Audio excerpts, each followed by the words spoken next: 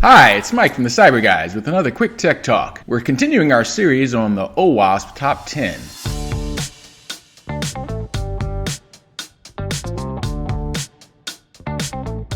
And now we're up to number 4. What's number 4? Insecure design. This is a new category, but really it's also the oldest category. And frankly, you could say that the whole top 10 is summed up in this one.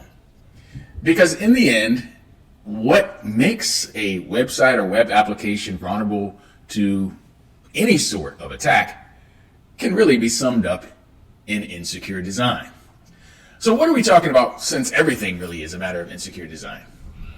Well, the basic overview is this. If you have design flaws, fundamental architectural flaws in the way your application is put together, it falls into this category. In the end, what we're talking about is applications that were designed to work, but not to thwart attacks.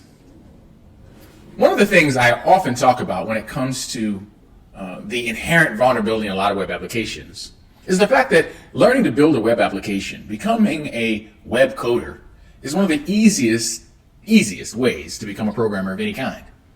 Frankly, HTML is something that anyone can learn without even understanding programming techniques. Throw in a little JavaScript, and again, not a very sophisticated or complicated language. There's no compiling, there's no memory management. It's just basically automating some tasks and moving the document object model around. Again, a very basic form of programming. And then you add some server-side scripts or server-side technologies that are, for the most part, used to respond to queries and pass information to an app server behind it or a database of some sort. All of these things are very basics for programming. Therefore, a person can become a fairly competent web developer without actually becoming a very competent computer programmer. You know, really, secure design is almost a culture. And therefore, an insecure design is the result of not really being part of that culture.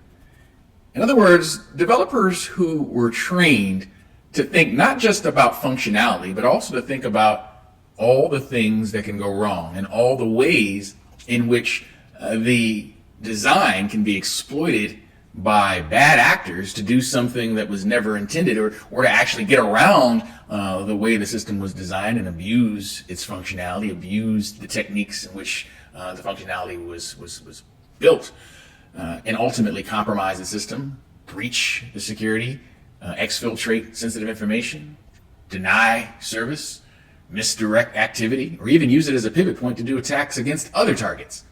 All of that is possible by simply not thinking about design and not threat modeling when the application is being built in the first place. Secure design is really a process that involves looking at threats, looking at flow, failure states, and understanding how design can be exploited with those who don't intend to use the application the way it was designed, but rather intent on abusing the architecture. Secure design requires a secure development lifecycle. So to prevent this particular vulnerability, it's important to secure how you develop, using AppSec professionals to either assist you or to actually build the application for you or work as part of your application development team. There should really be a library of secure design patterns. Threat modeling. Look at how would someone approach this application from the perspective of wanting to break it, to destroy it, to undermine its effectiveness, and then ultimately compromise its data. Certainly there should be language and controls and defensive coding. That's part of the way the application works. And certainly it should be tested robustly, not just tested with the idea of functionality, but with threat modeling. In other words, pen test your app. Because in the end, this is one of the top 5 on the list. Number 4, insecure design. Well, that's been another quick tech talk. Hope you enjoyed it. Don't forget to like and subscribe, and we'll come back with number 5 on the OWASP Top 10 next time.